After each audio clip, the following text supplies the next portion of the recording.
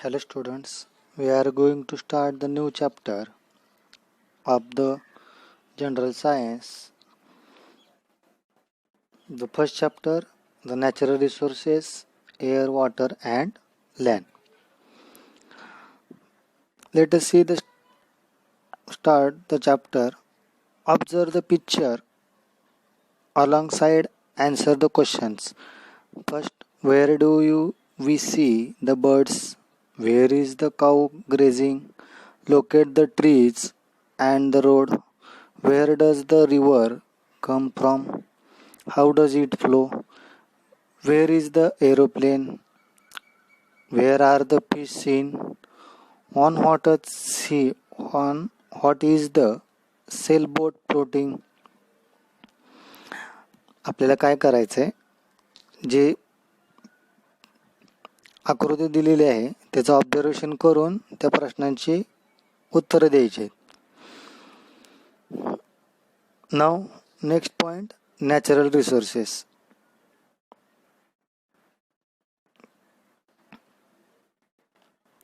We can see that some things in this picture are in water, some on land and some in the sky, that is in the air. Thus all things on the earth are associated with air, water and land, and air, water and land are called Earth's atmosphere, hydrosphere and lithosphere respectively. म्हणजे ह्या फिगरवरून आपल्याला काय लक्षात येते, आकृतीमध्ये काही जे घटक आहेत म्हणजे आकाशात म्हणजेच हवेत आहेत, काही घटक पाण्यामध्ये आहेत तर काही घटक जमिनीवर आहेत. पृथ्वीवर असणाऱ्या सर्व बाबी ज्या हवा, पाणी आणि जमीन यांच्याशी संबंधित आहेत. जमीन, पाणी आणि हवा यांना काय म्हणायचं, रिस्पेक्टिव्हली लिथोस्फिअर, हायड्रोस्फिअर आणि atmosphere.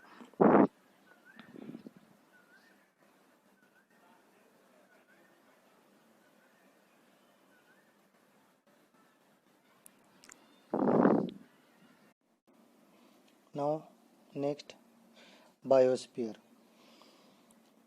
These living things, the parts of the lithosphere, hydrosphere and atmosphere which they occupy are together are called biosphere. Biosphere म्हणजेच काय, लिथोस्फिअर, हायड्रोस्फिअर आणि ॲटमॉस्फिअर जे आपण प्रिव्हियस फिगर बघितली त्याच्यामध्ये जे ते काही स्फिअर आहेत त्या सगळ्यांना मिळून काय म्हणायचं, biosphere. These spheres have a form on the earth naturally. We have learnt all this in the previous standard. म्हणजे आपण पृथ्वीचे जे आवरण आहे ते निसर्गात निर्माण झालेले आहे हे आपण प्रिव्हियस स्टँडर्ड मध्ये शिकलेलो आहोत. Now next, atmosphere. Atmosphere is a layer of air that surrounds the earth. The surface of the earth comprises water and land, and that is the hydrosphere and lithosphere of this. Hydrosphere occupies a much larger part than lithosphere. म्हणजे पृथ्वीच्या सभोवती जो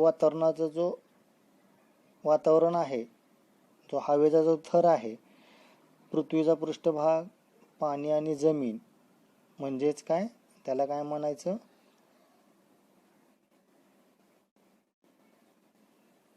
कशाने बनलेला आहे तो, hydrosphere आणि lithosphere. The hydrosphere occupies is much larger part than lithosphere. म्हणजेच हायड्रोस्फिअर हा जास्त भाग व्यापलेला आहे लिथोस्फिअर पेक्षा, ते आपण फिगरमध्ये बघू शकतो. Now next, the proportion of land and water. We also look upon these natural components in solid, liquid and gases from as resources. In other words, we use them to fulfill their requirement. Let us study. म्हणजेच proportion कसं आहे, totally 71% हे पूर्ण वर्ल्डमध्ये water आहे आणि land हे किती 29% आहे, 29% आणि हे प्रपोर्शन आहे. Now next, what is mean by natural resources. Air, water and land are the factors important for sustaining the living world on the earth and fulfilling their basic needs. These are called natural resources. म्हणजे पृथ्वीवरील सजीव सृष्टी टिकून राहण्यासाठी आणि त्यांच्या मूलभूत गरजा पूर्ण करण्यासाठी त्यांना काय लागतं, हवा, पाणी आणि जमीन हे घटक महत्त्वाचे आहेत. त्याला काय म्हणायचं, नॅचरल रिसोर्सेस. त्याला काय म्हणायचं, natural resources. The definition is given on the first page number first. Next, can you recall what are the 5 layers of atmosphere? The layers of the atmosphere are named as the troposphere, stratosphere, mesosphere, ionosphere and last exosphere. Now next point, air. The first natural resource is air. The air in the atmosphere around the earth contains nitrogen, oxygen, carbon dioxide, 6 inert gases: nitrogen dioxide, sulfur dioxide, water vapor and dust particles. The troposphere contains about 80% of the total mass of the gases in the air, while this proportion is about 19% in the stratosphere. Further, in the mesosphere and ionosphere, the proportion of the mass of the gases goes on decreasing. म्हणजेच पृथ्वीभोवती दुसरं जे first natural resources कोणता आहे, air आहे. पृथ्वीभोवती जे वातावरणाचे जे हवेमध्ये नायट्रोजन असतो, ऑक्सिजन, कार्बन डायऑक्साईड आणि 6 inert gases, nitrogen dioxide, sulphur dioxide ह्या सर्वांचा समावेश होतो. म्हणजे त्याच्यामध्ये जे ट्रोपोस्फिअरचं जे कंटेंट किती आहे, 80% आहे total mass of the gases in the air. And 19% काय आहे, स्ट्रॅटोस्फिअर. आणि राहिलेला जो लेअर आहे तो कशाचा आहे, मेसोस्फिअर आणि आयनोस्फिअरचा आहे. The gases are not found in the exosphere and beyond. म्हणजे बाह्य एक्झोस्फिअर नंतर काय होतो, तो वायू आढळत नाहीये. म्हणजे जो गॅस आहे तो आढळत नाहीये.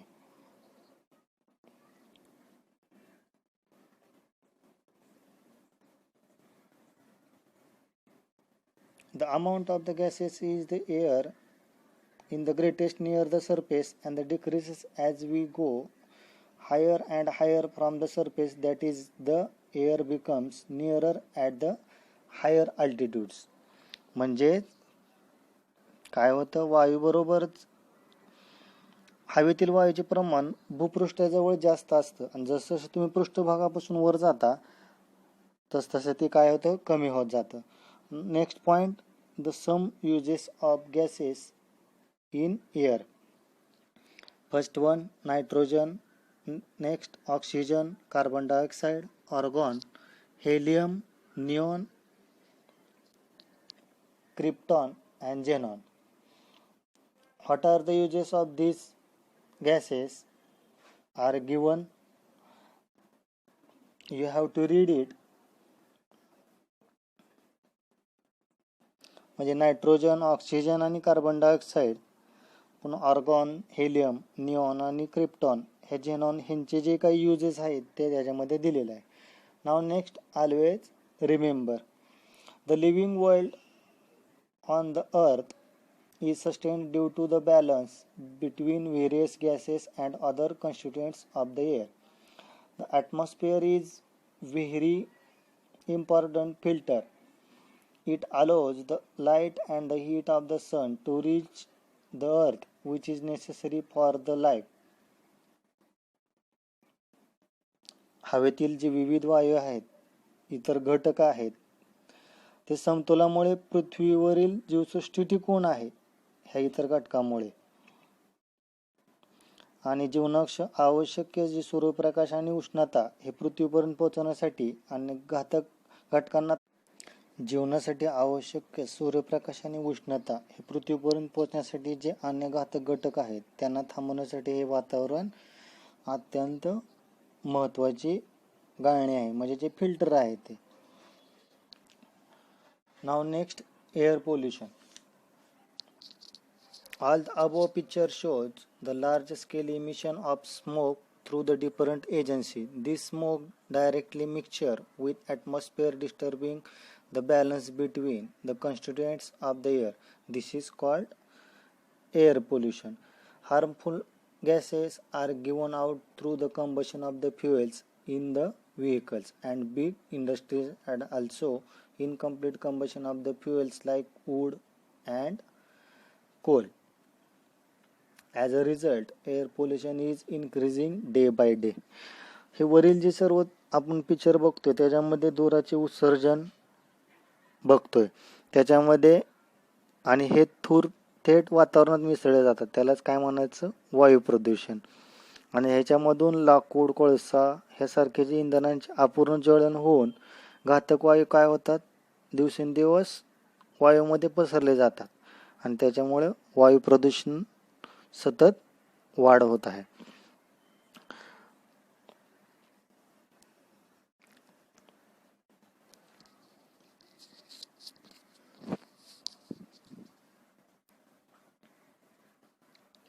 Next, ozone layer, the protective shell. There is a layer of ozone gas in the lower part of the stratosphere.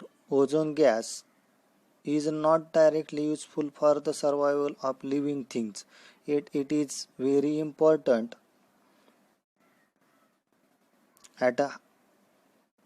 for living things to have this layer of ozone at a high altitude around the earth. The ultraviolet rays coming from the sun are very harmful for living things. The ozone gas absorbs these rays. As a result, life on the earth is protected. हा जो ओझोनचा जो थर आहे, हा थर कुठं असतो, स्ट्रॅटोस्फिअर मध्ये असतो. आणि ओझोन वायू सजीवांना जगण्यासाठी जो प्रत्यक्ष उपयोग जरी नसला, पण तो खूप उंचीवर पृथ्वीपासून जो ओझोनचा जो थर आहे तो सजीवांसाठी खूप महत्त्वाचा आहे. कारण सूर्यापासून जे येणारे जे अल्ट्राव्हायोलेट रेज आहेत हे खूप हार्मफुल असतात. ह्याच्यापासून ते काय करतात, प्रोटेक्शन करतात आणि पृथ्वीवरील सजीवांचे रक्षण करतात. The 16 September is celebrated as ozone protection day all over the world to make everyone aware of this important of the ozone. ओझोनचं महत्त्व लक्षात येण्यासाठी 16 सप्टेंबर हा दिवस काय केला जातो, ओझोन संरक्षण म्हणजे ओझोन संरक्षण दिन, ओझोन प्रोटेक्शन डे म्हणून साजरा केला जातो.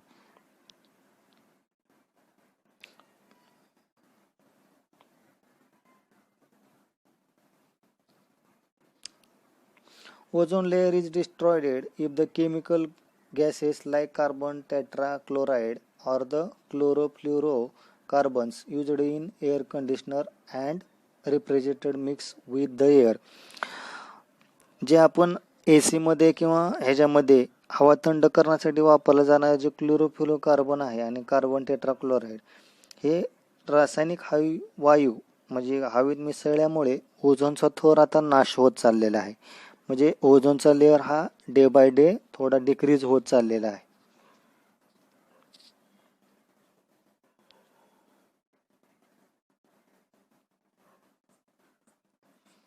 We have to remember 16 September is ozone protection day.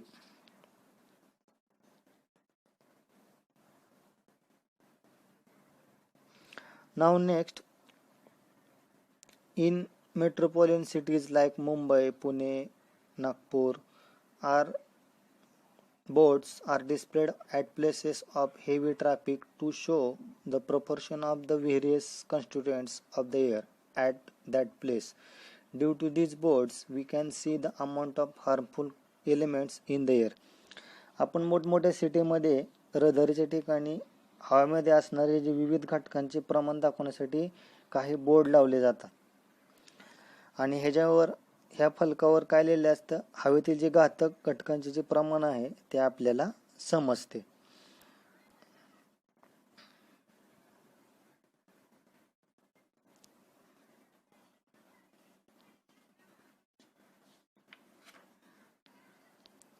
We have to see page number 3rd.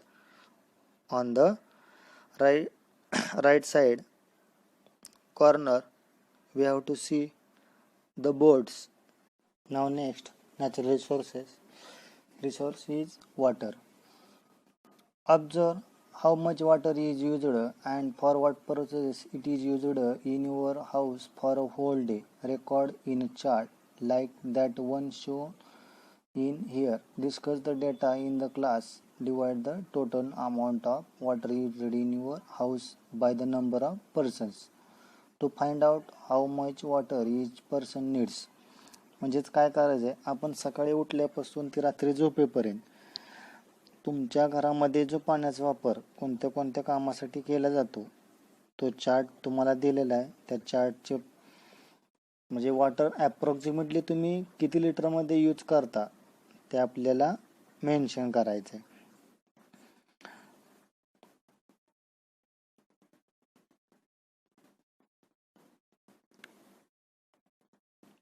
यावरून तुम्हाला प्रत्येक व्यक्तीला वापरासाठी किती पाणी लागेल हे कळेल. म्हणजे ह्याच्यावरून काय कळेल तुम्हाला, या चार्टवरून किती पाणी लागेल ते कळेल.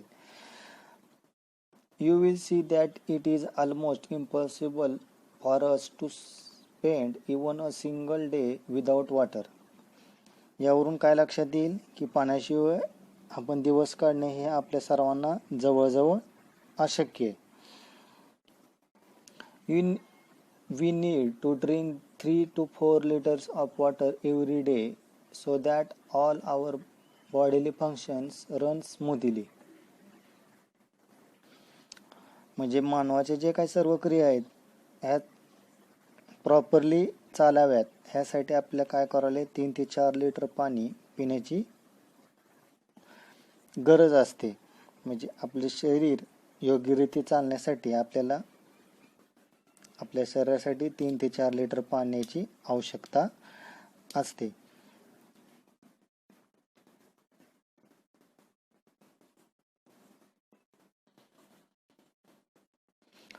Other living things also required water, although the amount of water they need may vary according to the size of their body. Thus we see that water is very important.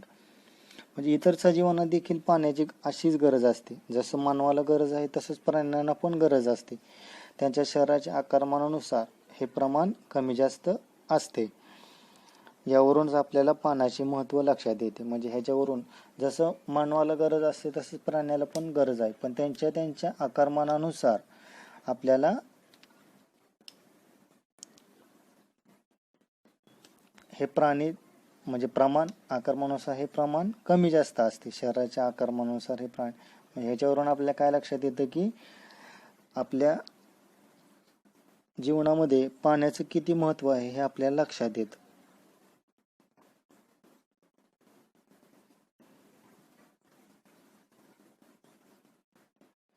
Now next, how is the water form. म्हणजे water कसं तयार केलं जातं.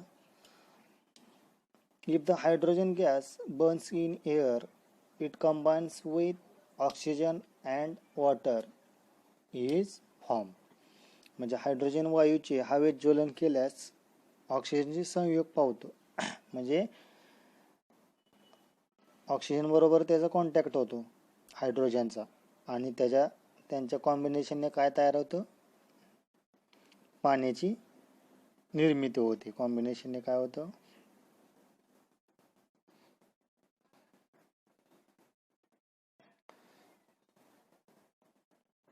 We have learned about the some characteristics of water in the previous standard. आपण हे सगळं हे जे काय पाण्याचे जे वैशिष्ट्य आहे आपण प्रिव्हियस स्टँडर्डला सुद्धा स्टडी केलेले आहेत. Now next, characteristics of water. In nature, water occurs in three states. Water does not have a color, taste or odor. Many substances readily dissolve in water, therefore water is universal solvent. म्हणजे सर्वसाधारण तापमानामध्ये पाणी 3 अवस्थांमध्ये आढळते. पाण्याला रंग, चव किंवा वास नसतोच. अनेक पदार्थ पाण्यामध्ये सहज विरघळतात, म्हणून त्यांना काय म्हणायचं? Universal solvent. काय म्हणायचं? Universal solvent.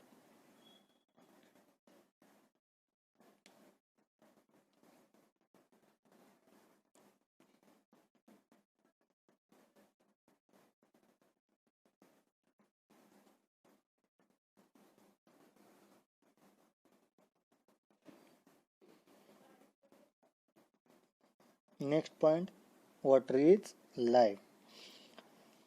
The blood of the animals and the sap in plants contain a very high proportion of water. No living things can survive without water. Therefore, it is said that water is life. प्राण्यामधील जे काय रक्त आहे किंवा वनस्पतीमधील जे काय SAP contents म्हणजे वनस्पतीतील जे रसद्रव्य आहेत, पाण्याचे जे प्रमाण असते हे सर्वाधिक असते. म्हणजे कोणत्याही सजीवाला पाण्याशिवाय जिवंत राहणे हे अशक्य आहे. म्हणून पाण्याला काय म्हणायचं? जीवन. म्हणजे water is life.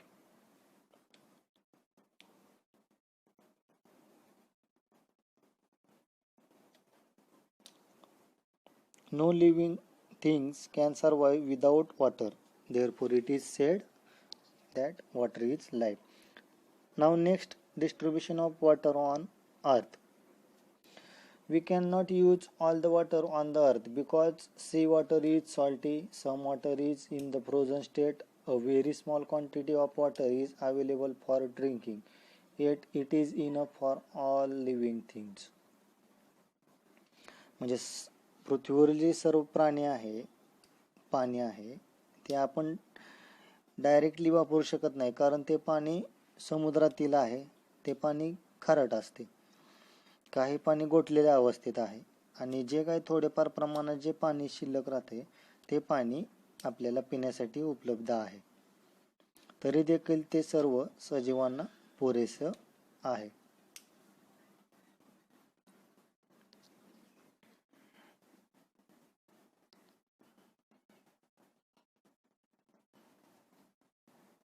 Now next, for which purposes is water being used? म्हणजे पाण्याचा वापर कोणत्या कारणासाठी केला जात आहे ते आपल्याला पाहायचं आहे. Do other living things use water like we do? You use water in large quantity. We have learnt that water on the earth is regulated through the water cycle. The water vapor formed from ocean is the main source of water in the water cycle. It gets converted into rain, creating fresh water sources on earth. म्हणजे आपण मोठ्या प्रमाणात पाण्याचा वापर करतो. पृथ्वीवरील जे पाण्याचे नियमन आहे ते जलचक्राद्वारे होते. हे आपण प्रिव्हियस स्टँडर्डमध्ये पाहिलेलं आहे. म्हणजे वॉटर वेपर्स हे काय होतात? Form from the oceans is main source. म्हणजे हा मेन सोर्स आहे आणि ते कुठून मिळतं? महासागरातून. आणि त्यापासून काय होतं? पाऊस पडून ते जमिनीवर गोड्या पाण्याचे स्रोत निर्माण होतात. नेक्स्ट पॉइंट,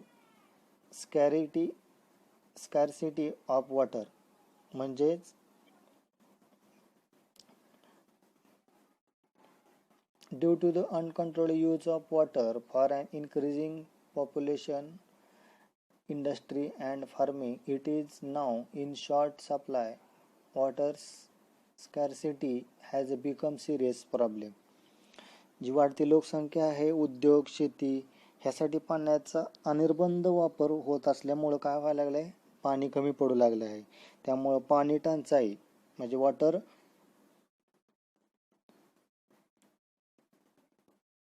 ही गंभीर समस्या आपल्यापुढे भेडसावत आहे.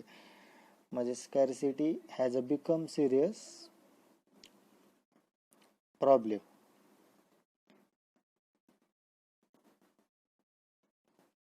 ह्यासाठी काय करावं लागेल? पाण्याचा वापर काटकसरीने करावा लागेल.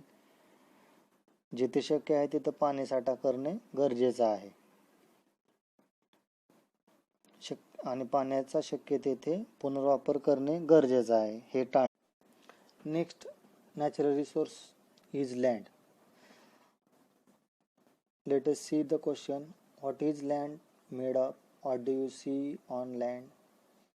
What has man created on land? If a deep pit is dug on the ground, what do you find there? Is land flat everywhere? Does the man produce soil land? हे जे क्वेश्चन आहेत, काय आहेत? जमीन कशाची बनलेली असते किंवा तुम्हाला जमिनीवर काय काय दिसतं, मानवाने जमिनीवर काय काय निर्माण केले आहेत, किंवा जमीन खोल खड्डा खाणल्यानंतर तुम्हाला काय काय आढळतं, किंवा जमीन सर्वत्र सपाट असते का, मानव जमीन निर्माण करतो का, ह्या प्रश्नांची उत्तर आपल्याला पाहिजे. Land is seen in the form of stones, soil, big rocks. It is not flat everywhere. It is hilly in some places and flat in others. असे लक्षात येतं की जमीन हे आपल्याला दगड, माती, मोठे खडक ह्या स्वरूपात दिसते. ती सर्वत्र सपाट नसते. जमीन कधी डोंगराळ तर कधी सपाट अशा रूपात पाहू शकतो. Some terrestrials dig burrows in the ground for shelter. This means that they use land for fulfilling their need. म्हणजे काही भूचर टेरेस्ट्रियल्स जमिनीत बीळ करून राहतात. याचा अर्थ ते जमिनीचा वापर त्यांची गरज पूर्ण करण्यासाठी करतात. We make use of plants, animals in the forest that grow on land. The minerals, the crude oil, and the natural gas obtained from the earth are very important. It means that the land is an important resource. Let us see exactly what land is made of. म्हणजे जमिनीवर असलेल्या वनामधील जे काही वनस्पती किंवा प्राणी देखील ह्याचा वापर, मातीचा वापर करतात, म्हणजे जमिनीचा वापर करतात. जमिनीतून मिळणारे जे काही खनिज आहेत किंवा खनिज तेल आहेत किंवा नॅचरल गॅस आहेत, हे अत्यंत महत्त्वाचे आहेत. याचा अर्थ जमीन हे एक महत्त्वाचं, land is a important resources, म्हणजे ते खूप महत्त्वाचं संसाधन आहे. Let us now next what is the land made of. This is a procedure. Take a transparent plastic bottle, a handful of soil, some stones, sand, some dry leaves. Cut up the upper leaves and water. Cut up the upper tapering part of the bottle. Put the rest of the materials in the lower part and add water. Stir the mixture thoroughly and put it aside. Observe it the next day and the answer. How does the mixture in the bottle look? Do you see layers in it? What is the scene in the different layers from top to bottom? म्हणजे प्लॅस्टिकची पारदर्शक बाटली, थोडे दगड, थोडी माती, ह्या पालापाचोळा ह्यांचं मिश्रण करायचं आहे आणि बाटलीचा निमवता असलेला वरचा भाग कापायचा आहे आणि सगळे साहित्य टाकायचे, त्याच्यामध्ये पाणी टाकायचं आणि हे मिश्रण ढवळून दुसऱ्या दिवशी त्याचं ऑब्झर्वेशन आपल्याला करायचं.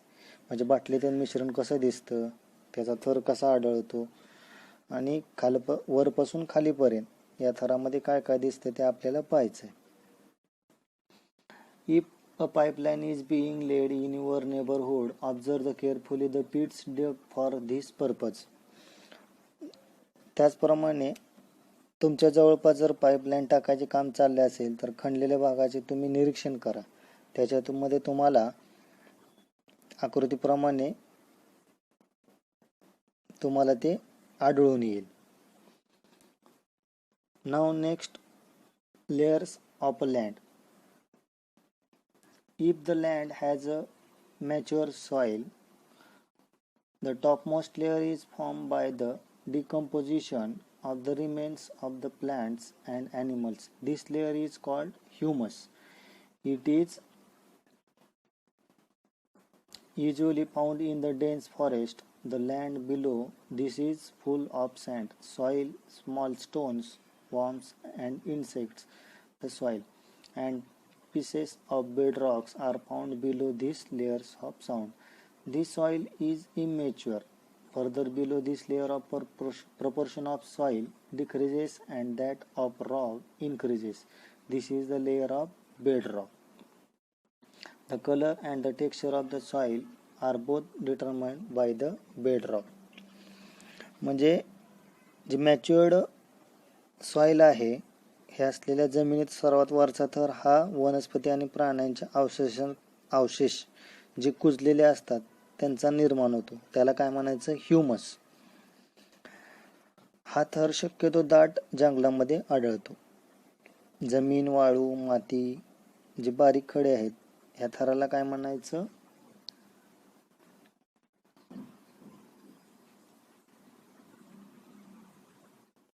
ह्या थराला काय म्हणायचं, मृदा म्हणायचं.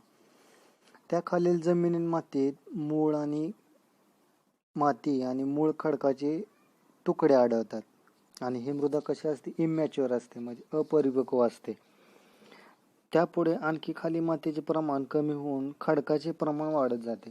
म्हणजे जसं आपण डिक्रीजिंग होत जाईल तसं बेड रॉक इन्क्रीजेस होत जातो.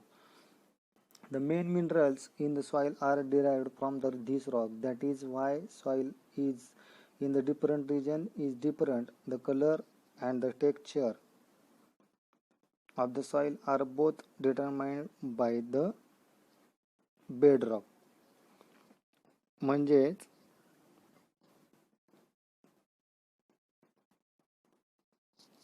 मातीमध्ये जे आढळणारे मुख्य खनिज हे या खडकांमधून येतात. म्हणून प्रदेशनीय ही माती काय असते, डिफरंट असते. म्हणजे तिचा रंग, the colour and the texture of the soil are both determined by the bedrock. म्हणजे तिचा कलर आणि टेक्स्चर म्हणजे त्याचा पोत, ह्या दोन्ही जी बाबी आहेत त्या मूळ खडकानुसार ठरलेल्या जातात. म्हणजे त्या मातीचा जो रंग आहे किंवा टेक्स्चर आहे ह्या खडकानुसार बदलत जातं.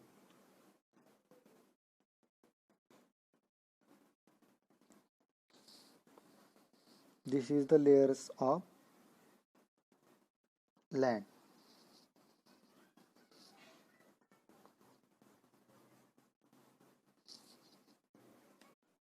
Now next point, the process of soil formation. The soil on the land is formed by a natural process. The abiotic components of a soil are supplied through the weathering of the bedrock. म्हणजे जमिनीवर जी मृदा हे नैसर्गिक प्रक्रियेतून निर्माण होते आणि मूळ खडकांच्या ज्या प्रक्रियेमधून मृदेसाठी जी अजैविक जे घटकांचा जो पुरवठा होतो तो ह्या मूळ खडकांच्या अपक्षयातून होतो.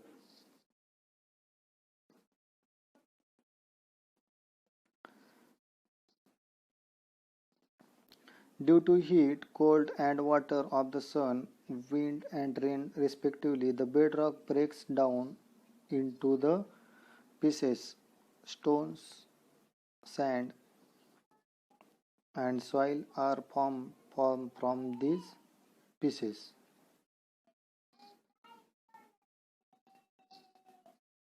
ऊन, वारा आणि पाऊस यापासून जी निर्माण होणाऱ्या उष्णता, थंडी आणि पाण्यामुळे ह्या मूळ खडकांचे काय होते, तुकडे तयार होतात आणि त्यापासून काय होतात, खडे, वाळू आणि माती तयार होते. म्हणजे खडकाचं रूपांतर वाळूमध्ये आणि मातीमध्ये होतं.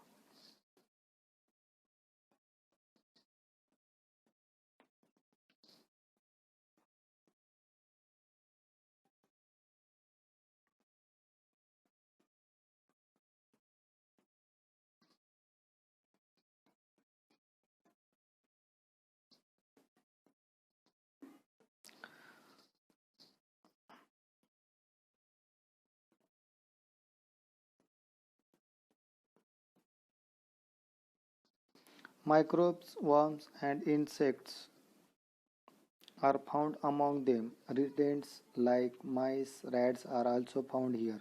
The roots of the trees growing on the land also help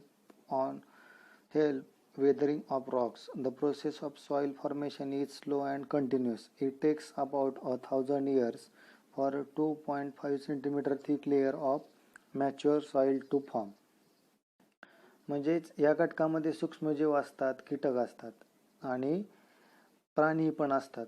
तसेच जमिनीवरील जी झाडांची जी मुळे देखील खडकांच्या ह्याच्यापासून बनलेल्या असतात, ते मूळ देखील त्या खडकांना काय करतात, मदत करतात. आणि मृदा निर्मितीची जी प्रक्रिया असते ही खूप स्लो असते. साधारण 2.5 सेंटीमीटरचा लेअर तयार होण्यासाठी सुमारे किती हजार वर्ष लागतात. नाव the soil can get destroyed in a short period due to floods, storms, and human activities such as mining. That is why it is necessary to conserve soil and to prevent erosion of the land. पूर परिस्थिती, वादळी वारे किंवा मानवाच्या ज्या खाणकामासारख्या ज्या कृतीमुळे जी मृदा आहे ते अल्पावधीत नष्ट होऊ लागली. म्हणून मृदा संधारण करणे, जमिनीची धूप थांबवणे हे आवश्यक आहे. सर्वोत्तम उपाय म्हणजेच काय, जमिनीवरील जे वनस्पती The best remedy for this to increase the green cover of the land. Erosion of the land is reduced if the grass, trees and bushes are grown in it. म्हणजे तुम्हाला काय करायचं आहे, जमिनीवरील तुमच्या वनस्पतीचे जे काय आच्छादन आहे ते वाढवायचे. गवत, झाडे, झुडपे वाढवल्यास जमिनीची धूप काय म्हणजे सॉइल इरोजन आहे ते रिड्यूस होईल आणि इरोजन ऑफ द लँड हे सुद्धा रिड्यूस होईल.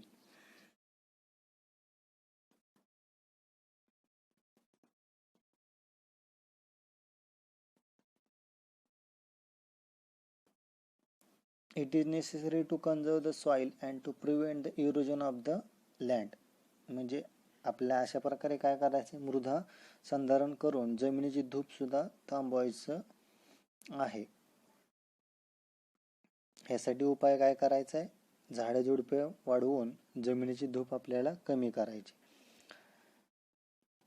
The forest on land got buried underground due to the great uphills that took place on the earth many ages ago. After that, the process of the formation of the fossil fuel from the remains of the living things took place underground. We get fuels like petrol, diesel, kerosene, paraffin and other useful materials like tar, wax from the fossil fuel are called crude oil. एकेकाळी पृथ्वीवर जे काय घडलेल्या जे काय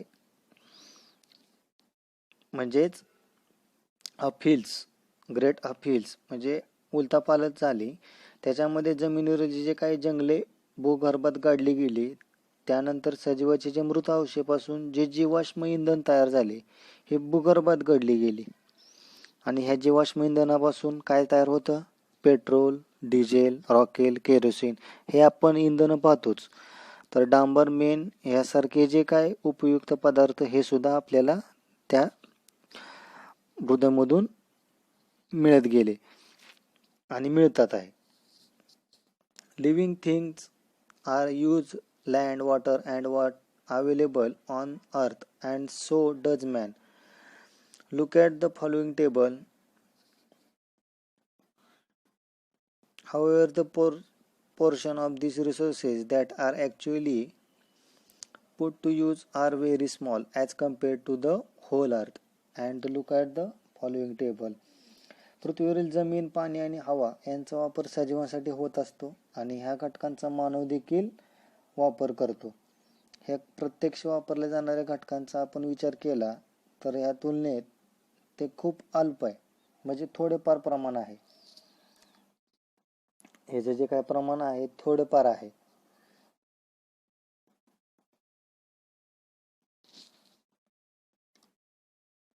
Look at the following table. Even in this small proportion, the resources shown in the above table are sufficient for all these living things. Only it is very necessary for man to control his greed.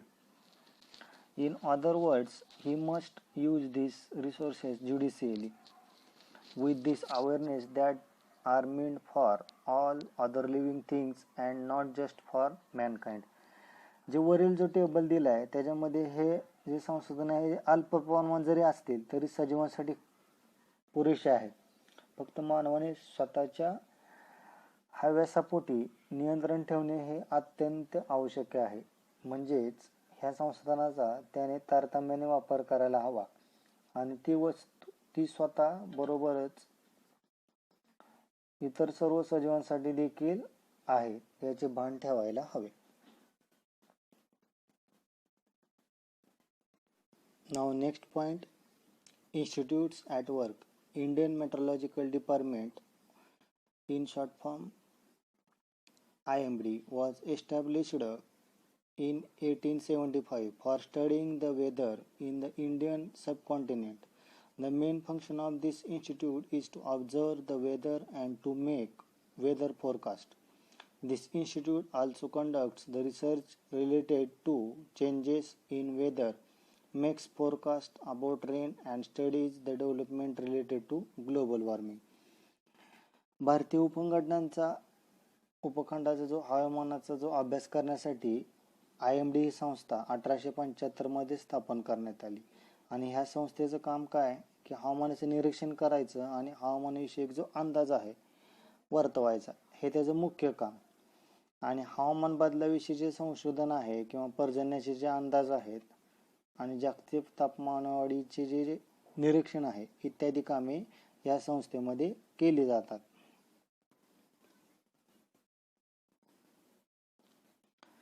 Thus we have covered all the topic of natural resources, that is air, water and land. Now we see the exercise. There are 7 questions. First question, fill in the blanks. Second question, why is it said that? What will happen? Next question, match the following. Next, fifth question, name the following. Now, sixth question, true or false. And last one, answer in your own words. Explain with the help of diagram how soil is formed. Write the questions in your own words. Thus, we have covered all the topic in natural resources. For homework, solve the exercise and solve all the questions